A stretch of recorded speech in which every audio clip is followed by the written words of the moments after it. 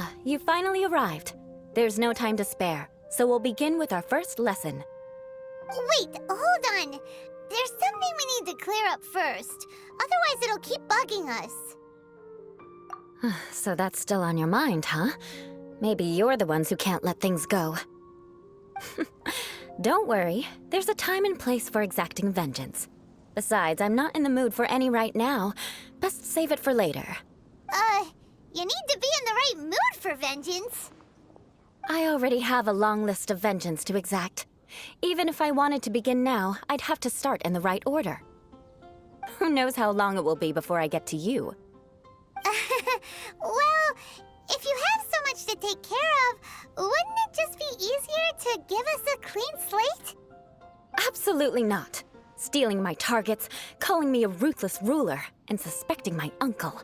All worthy of vengeance in my eyes. But you needn't worry, at least not whilst we're investigating this matter. I'm sure you're familiar with the phrase, "A man of moral integrity fears no slanderous attack." If Uncle Schubert didn't commit any wrongdoing, then any such investigation will prove fruitless. But if he did commit a wrongful act, then he should bear the full punishment. I'm sure you understand. Good. Now, there are two key points that aristocrats attach great importance to: your manner of speech and your bearing. Let's begin with your manner of speech. Aristocrats have a very unique way of carrying conversation, even with mundane daily topics. Oh, Paimon's already learned some unique conversation. Mark my words, vengeance will be mine!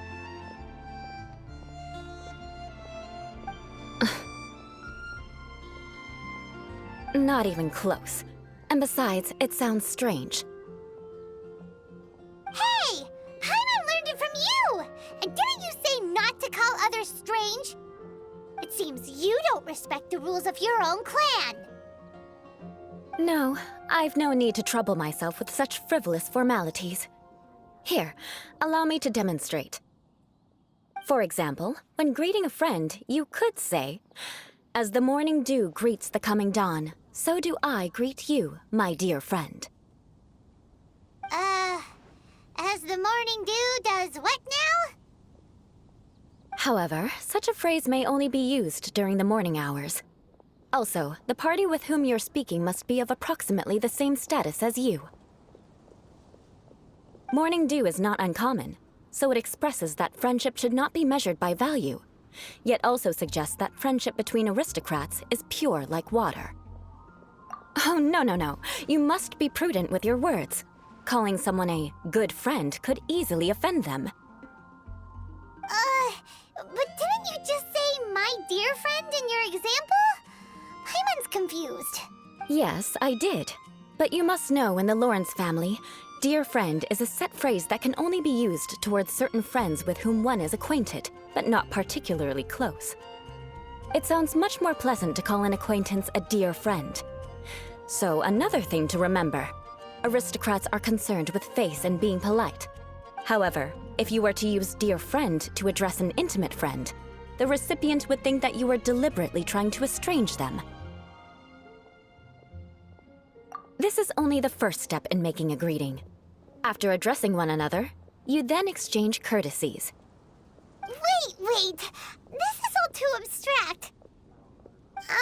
Perhaps it would be better if you gave some real-life demonstrations. Ah.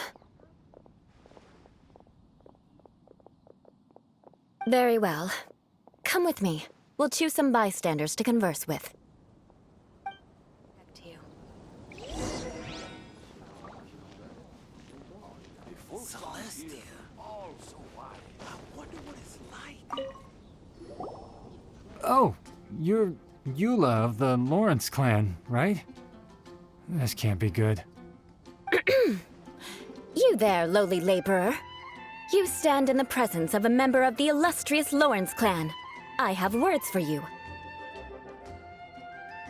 Please acknowledge the glory bestowed upon thee by the nobility... What comes next? Oh, right. By solemnly kneeling to the ground with utmost sincerity. Huh? I can't make heads or tails of anything you're saying. Hold on, what did they always teach me? Whenever a dispute arises, protection of your family's prestige and dignity always takes precedence. Got it. As a lowly commoner, you shall maintain absolute reverence when speaking with those under which you so graciously toil. How dare you speak in such a manner? Is everyone from the Lawrence clan so strange? The days of the Lawrence clan's tyranny have long passed. I don't care what you're trying to do, just beat it. Like I said, I don't care what you're doing. I have nothing to say to any member of the Lawrence clan. And here's a word of advice. I wouldn't be caught dead walking too closely with any one of their like in Mondstadt. If that's all, I'll be going. I'm afraid I won't be able to control myself if we talk any longer. Hey! Don't leave! Halt!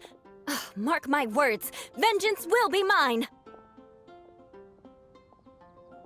Wow, the Lawrence name really does carry a terrible reputation. Never mind him. I could have predicted as much. Let's find someone else.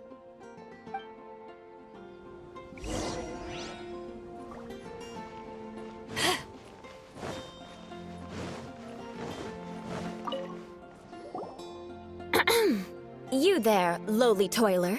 You stand in the presence of a member of the illustrious Lawrence clan. I have words for you. Please acknowledge the glory bestowed upon thee by the nobility, and solemnly kneel to the ground with utmost sincerity. Huh? Why don't you respond?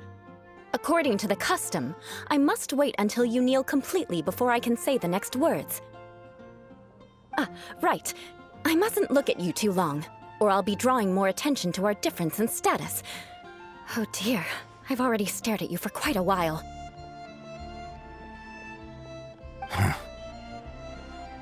Fine. You may spare yourself the formality of kneeling, as it may be a little inconvenient. I shall continue. Oh, wait. I think there's a line for people with rude attitudes in this situation. Hey, stop bothering me or else I might say something you wouldn't like to hear. Then again, I've got no words for anyone from the Lawrence clan. Again? What's with this attitude? Yes, I don't think his attitude will change. If I keep grandstanding like this, the outcome won't be good. Let's try to find someone else to talk to. I'll remember your unwillingness to comply. Mark my words, vengeance will be mine.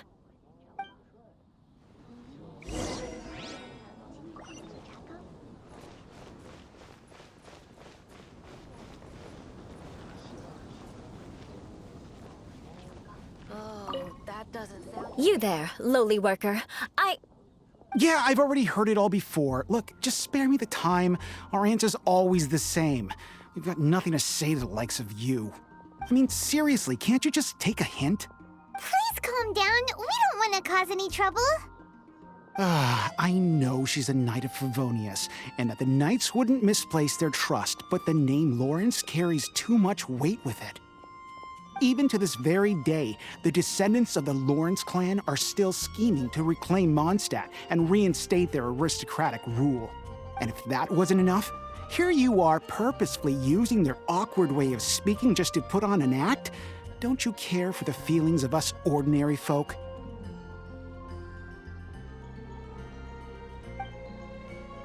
You have a point. But mark my words, this transgression will not go unnoticed. Huh? You want to fight? Listen here, I may be no match for you, but I'll be sure to lodge a complaint with the Knights of Favonius. I'm sorry, but I want her to understand that I'm serious. Listen here, if you don't want things to get more unpleasant, then you'd better just stop. Forget it. There's no point in quarreling any further. Let's go.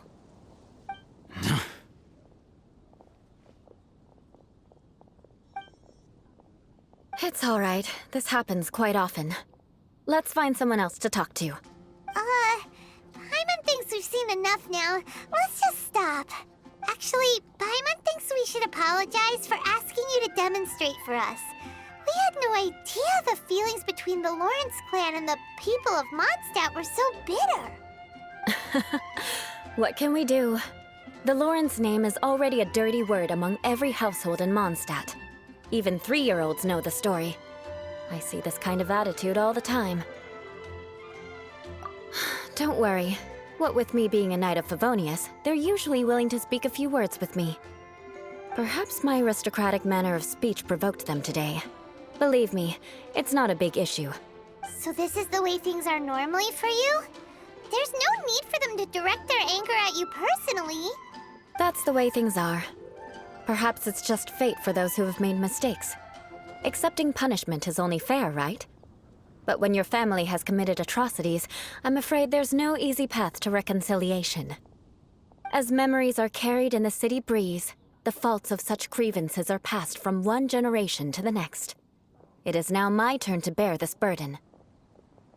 At least I have a means of living a relatively normal life compared to the elders of my family. I have nothing to be discontented about. Yeah, why were you so willing to try and demonstrate for us? Oh, that reminds me. That last person will not escape my vengeance either.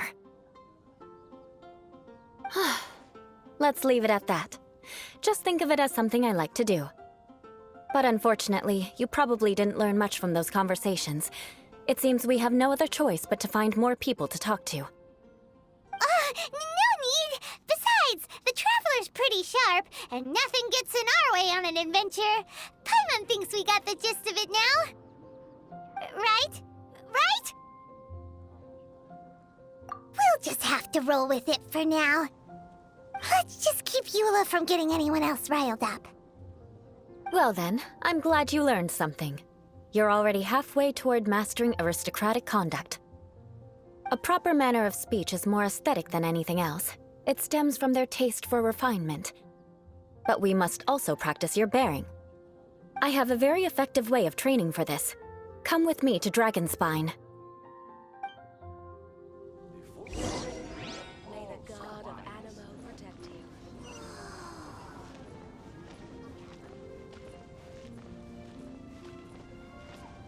Celestia. I wonder what it's like.